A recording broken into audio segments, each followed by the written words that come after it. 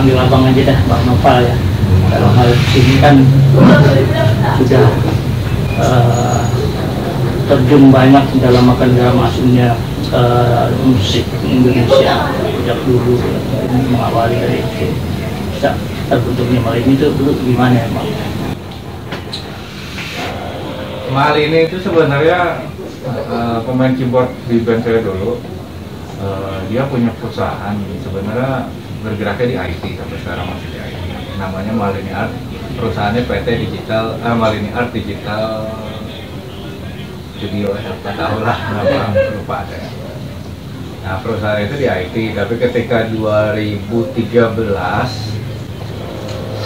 kita ngerilis sendiri tuh, coba-coba ngerilis sendiri, produksi sendiri, ngerilis sendiri, ya akhirnya PT itu KBRI-nya ditambahin lah sebagai ada rekor pemainnya lah di situ.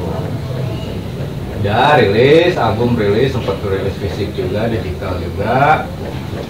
Bandnya nggak terlalu jalan, akhirnya itu di album ketiga udah selesai.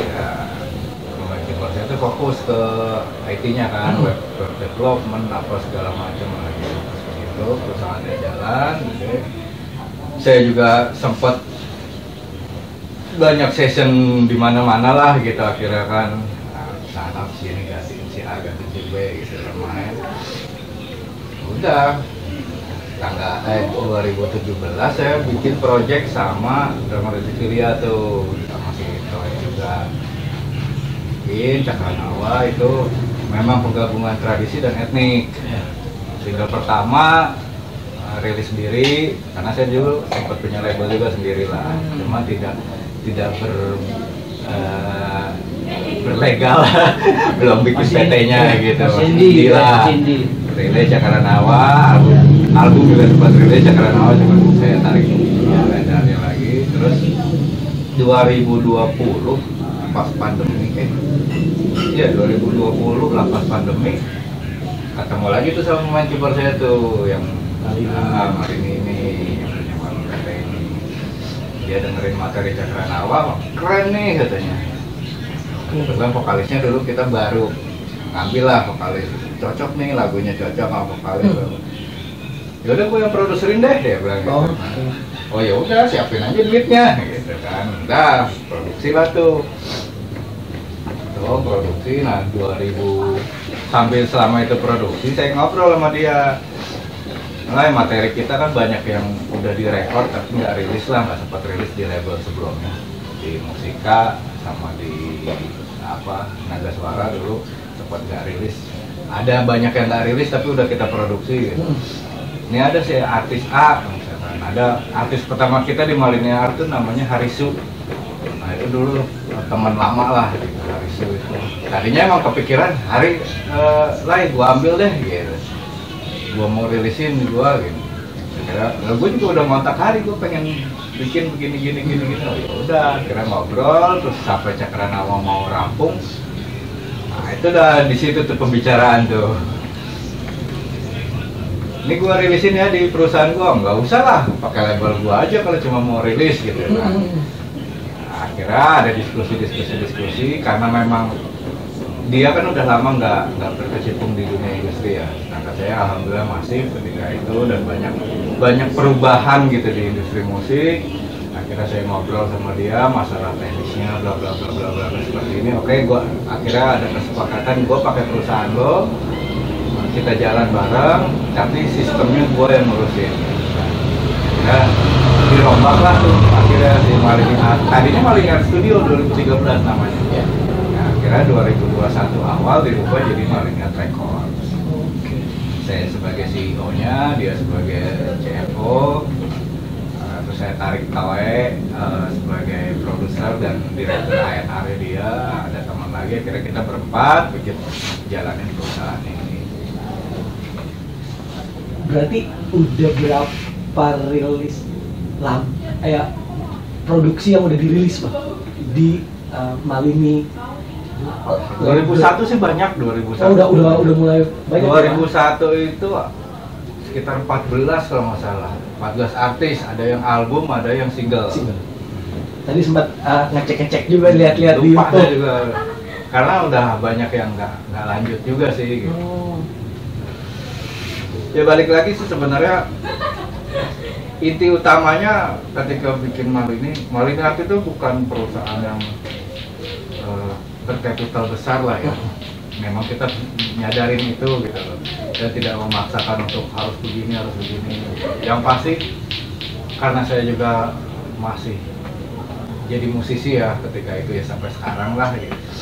Masih banyak relasi media, masih banyak relasi yang lain-lain. Jadi ya mana yang cocok itu kita jalan bareng gitu. Karena intinya dari Malinart itu kan adalah memfasilitasi karya, terutama teman-teman yang dekat sama kita nih. Awal-awal teman-teman doang nih, teman-teman lama yang karyanya bagus, coba kita rapiin, kita produksi. Yang pasti sih kita fasilitasi itu sampai rilis, sampai promosi dan lain-lain. Dan yang pasti sih masalah ke pengelolaan. Nah ini ya kita tekanin, pengelolaan masalah royalti. Karena kan banyak musisi termasuk saya sendiri juga dulunya nggak paham gitu, nih royalti kok kemana. Nah, royalti kan antara untuk pencipta lagu, untuk di playernya, untuk yang lain-lain itu banyak gitu. Nah itu kita coba untuk selain fasilitasi ya kita coba ngasih tahu ke mereka lah gitu. Ini loh pentingnya bla bla bla. Karena intinya gini, buat kita tuh karya itu abadi, ya kan. Abadi itu bukan cuma karyanya, tapi jika ada hasilnya pun itu akan mengikuti. Ketika karya itu sudah terdaftar dengan baik dan benar, ya kan, masalah nanti ada yang curang si A si B, ya itu urusan yang curang lah gitu. Tapi setidaknya karya itu sudah terdaftar lah gitu. Karena kita nggak tahu nih karya ini misalkan hari ini nggak laku misalkan, 2 tahun lagi belum laku, tiba-tiba berapa tahun lagi itu meledak. Nah ketika itu meledak, tapi ketika ini semua sudah rapi kan udah nggak pusing. Atau yang parahnya, ketika ini karyanya karya band, kalau solo lain urusannya masih gampang gitu ya. Nah, kalau band, bandnya sekarang nggak laku, 2 tahun kemudian nggak laku, 3 tahun kemudian bubar misalkan, bahkan udah ada yang meninggal misalkan. Nah tahun kelima baru meledak tiba-tiba. Nah kalau nggak diurusin dari awal kan mungkin yang tahu hanya yang tahu aja, ternyata duit ini ada atau bisa mengklaim atau sementara yang lain yang nggak tahu atau gimana, atau mungkin mereka udah ribut, udah musuhan. Ya, nah tapi kalau ketika dari awal sudah dirapikan, tiba-tiba itu ada rezekinya, ya kan istilahnya kita mencatat hak moralnya dulu nih, hak moral karya ciptanya lah, karyanya mereka, entah pencipta lagunya yang pasti, pemainnya dan lain-lain, semuanya sudah rapi. Nah ketika hak moralnya sudah tercatat, namanya tercatat dan segala macam, ketika ada hak ekonomi udah otomatis. Mau dia udah bubar, mau udah musuhan gitu loh. Nah kita masih punya kewajiban untuk memberikan laporan ketika selama itu lagu masih ada di jualan kan gitu. Ya, kecuali lagu itu udah kita take down atau mereka yang minta take down. Ya kan otomatis udah nggak ada penjualan. Laporan ke kita juga udah nggak ada. Jadi ketika masih ada ya pasti. Itu emang sedikit agak rumit juga ya bang ya. Rumit sebenarnya. Iya. Apalagi tentang pengelolaan tadi ya. Iya. Tapi setelah mungkin abang udah bener udah ngalamin tapi dunia musisi maupun solo band gitu bang.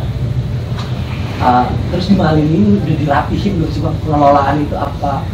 Tadi dari 2000. Kalau secara sistemnya alhamdulillah sudah rapi. Alhamdulillah lah. Ya kita nggak tahu seberapa persentasenya rapinya ya. Tapi alhamdulillah pokoknya semaksimal mungkin hal yang tadi saya jelasin itu sudah terjadi. Bahkan kasarnya jadi gini, intinya kan ada beberapa nih kita jualan, anggaplah kita jualan inilah misalkan ya, daging misalkan.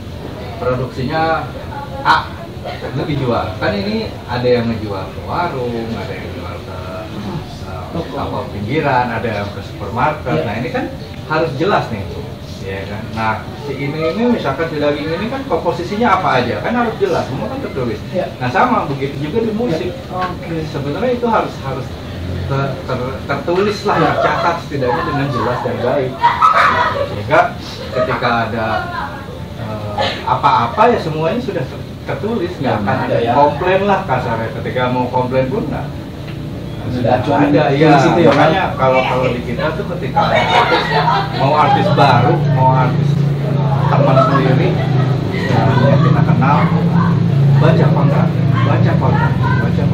Bukan masalah kontrak itu mengikat hak dan kewajibannya. Kalau hak dan kewajiban itu kan tergantung dia masih berada di label ini atau tidak. Ya. Tapi yang masih ada seterusnya ini kan kontrak lagu. Ya selama dia udah nggak di label ini, dia ternyata misalkan artis A 10 tahun lagi, 2 tahun lagi deh misalkan pindah ke label yang lebih besar. Iya. Tapi lagu yang pertama ini masih di kita misalnya. Iya. Ya ini kan kita masih tetap ngasih laporan. Harus, karena kan masih kita yang jualan. Itu sampai berapa lama, Bang? Sampai seumur hidup, insya Allah. Dan sampai 70 tahun setelah dia meninggal. Kan itu peraturan pemerintah memang begitu. Siap. Royalti itu seumur hidup plus 70 tahun setelah meninggal itu Ada ahli itu waris. pasal-pasal itu ada. Ada peraturannya. Dan Sebenarnya ada. Bahkan kemarin kan di peraturan presiden kan ngeluarin PP itu Iya. lebih ke royalti. Iya. Sebenarnya dari dulu udah ada masalah royalti itu.